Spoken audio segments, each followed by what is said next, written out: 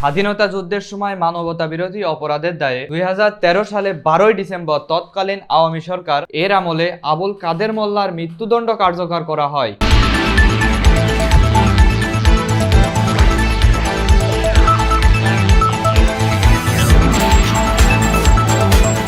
তারই ঠিক 17 বছর পর একই আদালতে 2025 সালের 17 নভেম্বর জুলাই গণ অভ্যুত্থানে মানবতা বিরোধী অপরাধের দায়ে সাবেক প্রধানমন্ত্রীকে মৃত্যুদণ্ডের রায় কার্যকর করেছেন আন্তর্জাতিক অপরাধ ট্রাইব্যুনাল।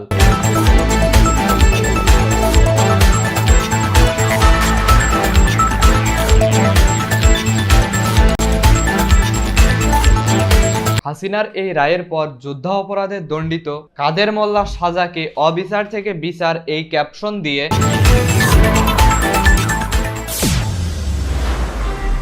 কাদের মোল্লার হাতে লেখা একটি চিঠি প্রকাশ করেছেন ঢাকা বিশ্ববিদ্যালয়ের ছাত্র সংগঠনের এজিএস মহিউদ্দিন খান।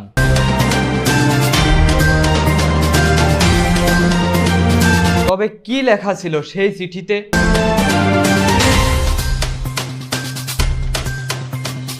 চিঠিটি ভাইরাল হওয়ার পর থেকে নানা ব্যাখ্যা ছড়িয়ে পড়ে।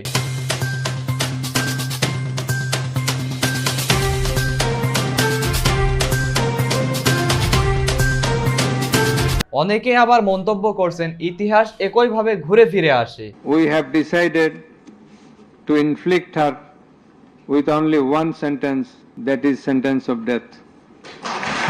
কাদের মোল্লা 1948 সালে ফরিদপুর জেলার সদরপুর উপজেলার আমিরবাদ গ্রামে জন্মগ্রহণ করেন।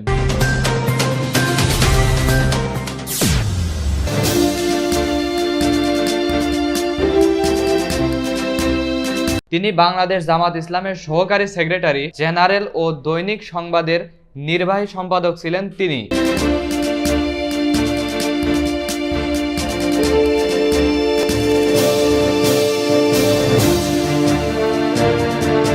জামাত ইসলামের সমর্থনে 1986-1996 সালে ফরিদপুর 4 আসন থেকে 2 বার সংসদ নির্বাচন করে পরাজিত হন তিনি।